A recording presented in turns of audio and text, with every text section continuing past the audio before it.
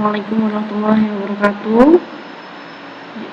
Insyaallah Ibu di sini akan memberikan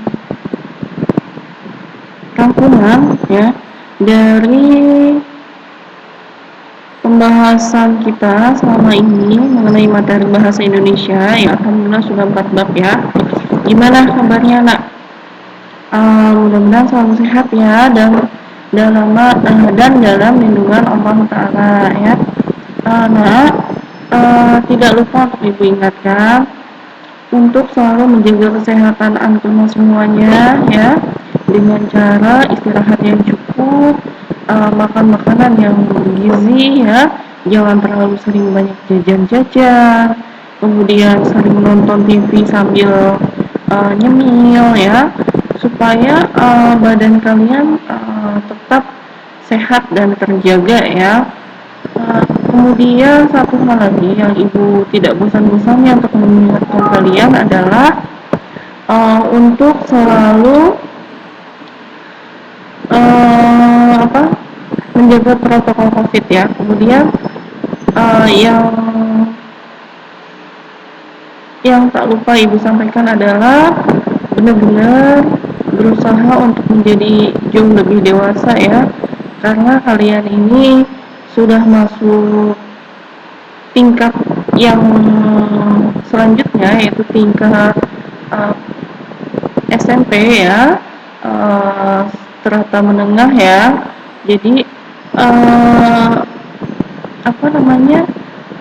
harus mulai pandai mengatur waktu ya, mana waktu untuk mandi, makan, istirahat, belajar, bantu orang tua, dan mana waktu untuk kalian pribadi ya, waktu me time-nya. Me time itu kan waktu pribadi kalian.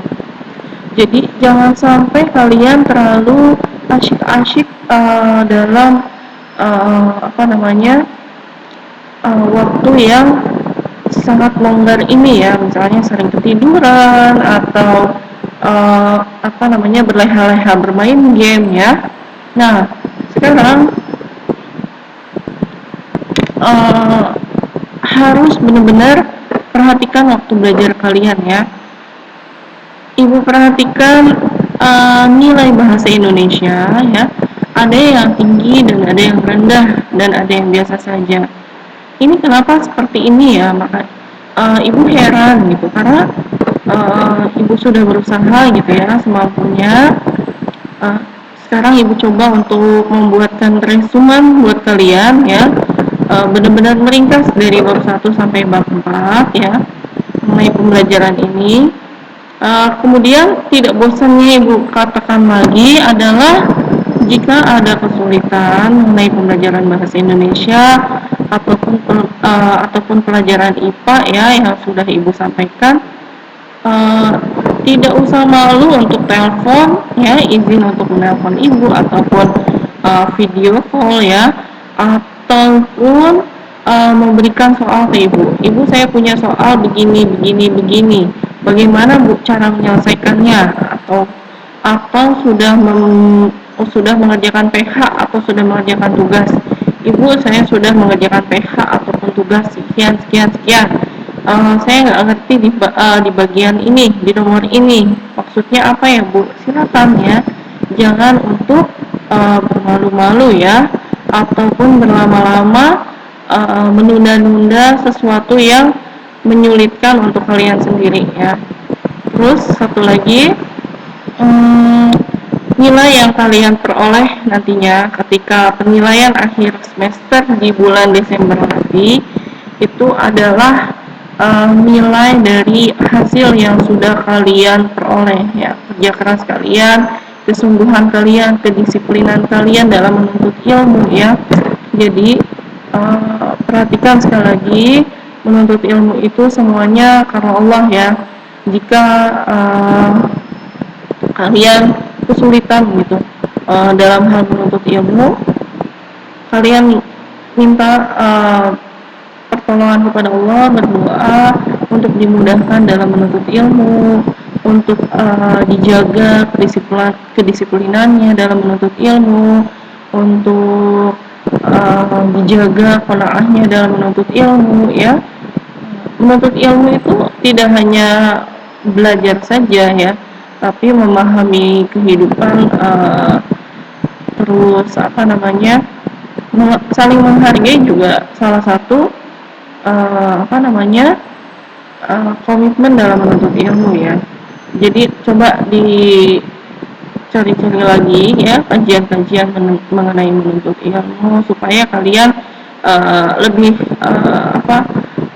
tersiram lagi hatinya, ya, untuk bersungguh-sungguh dalam menuntut ilmu. Ya, begitu ya, Nak, ya, pembukaan dari Ibu. Ya, bismillah. Ini silakan kalian lihat, ya, mengenai resumen yang Ibu berikan, ya. Di sini ada teks deskripsi, narasi, prosedur, dan observasi, ya. Di sini ada, ya, ini teks deskripsi, narasi, prosedur, dan observasi. Nah, sekarang pengertian. Dari pengertian yang saja sudah bisa dibedakan, ya. Keempatnya memiliki perbedaan. Apa itu deskripsi, narasi, dan observasi, ya. Nah,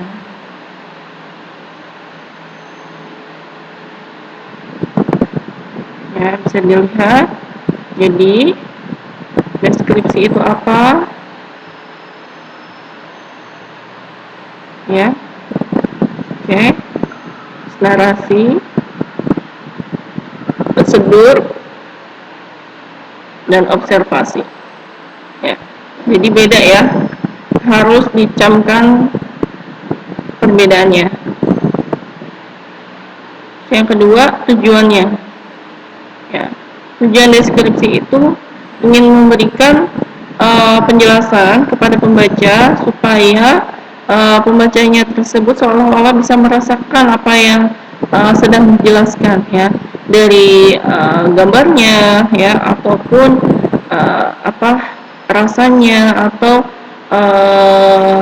sentuhan-sentuhan yang diberikan oleh si penulis, ya. Kemudian kalau narasi untuk menghibur atau memberikan wawasan kepada pembaca, ya. Ini yang lebih bersifat fiksi atau non fiksi.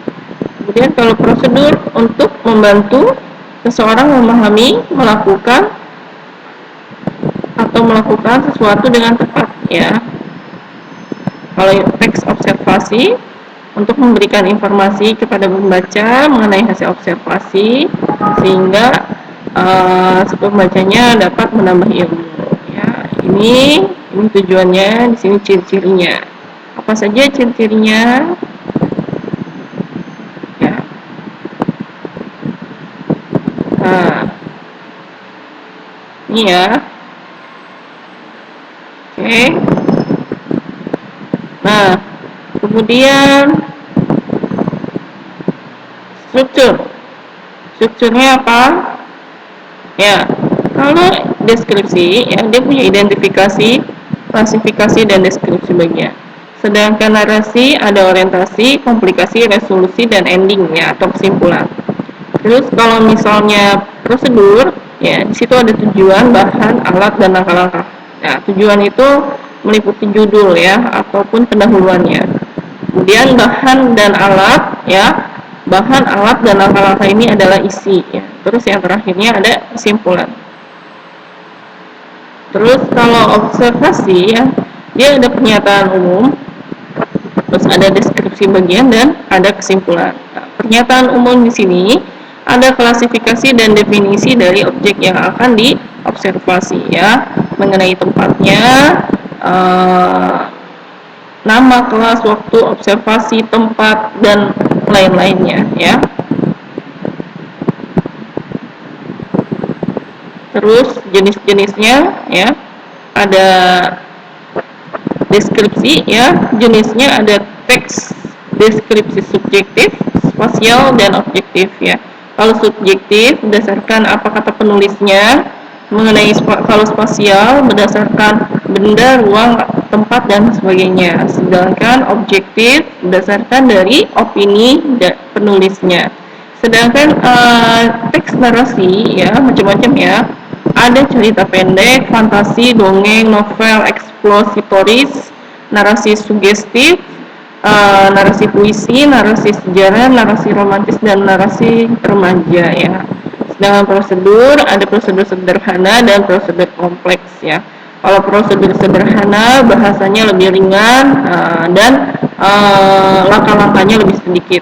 Sedangkan prosedur kompleks ya bahasanya lebih mendetil ya, terus langkah-langkahnya juga lebih kompleks ya atau mendetil juga. Nah, sedangkan observasi ya ada macam-macamnya. Kalau berdasarkan objek, jenisnya ada berdasarkan ekonomi, sosial dan politik ya. Kalau yang kedua lingkungan dan ekosistem. Kalau yang ketiga berdasarkan keadaan ya, keadaan yang terjadi pada saat-saat tertentu ya atau keadaan kondisional ya.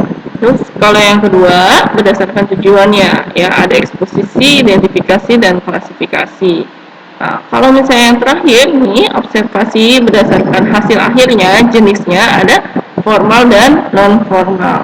Kalau formal ya biasanya bahasanya lebih baku ya, lebih baku. Terus ada Hiderkop itu di atasnya ya, biasanya kalau misalnya kita menerima surat-surat dari sekolah ataupun dari masjid ya, itu di atasnya ada kopnya ya, itu namanya header atau kop surat ya.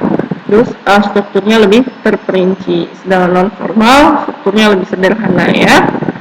Terus selanjutnya adalah kaidah kebahasaan ya. Kaidah kebahasaan di sini maksudnya adalah teks di situ ya, ada teks apa aja ya, ada kata benda ya. Kalau di deskripsi ya biasanya di situ ada kata benda banyak ya, kata-kata yang digunakan dalam teks deskripsi. Kata benda, frase, sifat, kata kerja, transitif ya, kata keterangan ya. Terus ada juga beberapa kata keterangan ya, ada keterangan alat, cara, sebab, tujuan, tempat, waktu, dan bahasa kiasan. Nah, yang harus diperhatikan ya, terkadang sulit untuk memahami sebuah kalimat dalam sebuah kalimat ini masuknya ke teks deskripsi, narasi, observasi atau prosedur ya. Jika kita melihat kata kuncinya ya, kalau misalnya teks narasi itu lebih dicondongkan berdasarkan imajinasi dari si penulis ya. Nah, coba bisa dilihat di sini di kaidah kebahasaannya. Misalnya kita bandingkan antara deskripsi dengan narasi ya. Di narasi ya biasanya ada kalimat langsung dan tidak langsung ya. Sedangkan terus ada kata ganti ya. Mungkin misalnya sulit untuk membedakan antara semuanya hampir mirip. Misalnya di deskripsi ada kalimat langsungnya atau tidak langsung, sedangkan di kalimat narasi juga ada kalimat langsung dan tidak langsung. Maka kita cari kata ganti orang ya. Kalau ada kata ganti orangnya berarti termasuk narasi ya. Nah, seperti itu ini ya. Terus untuk membedakan observasi atau yang lain ya, biasanya di sini kalau observasi ada hasil ya. Nah, kalau prosedur biasanya ada langkah-langkah ya. Ada langkah-langkahnya apa, walaupun dalam berupa teks ya, walaupun dalam berupa paragraf afwan. Nah, jadi seperti itu ya nak ya. Ini ibu berikan filenya ke kalian dalam bentuk formatan Excel ya. Mungkin di rumah mau untuk di print atau mau ditulis sendiri silakan ya, tafadhol. Mungkin itu saja resumen dari ibu, semoga bermanfaat. Ibu akhiri dengan doa penutup majelis. Subhanakallahumma wa bihamdika asyhadu an la ilaha illa anta astaghfiruka wa atubu ilaik. Assalamualaikum warahmatullahi wabarakatuh.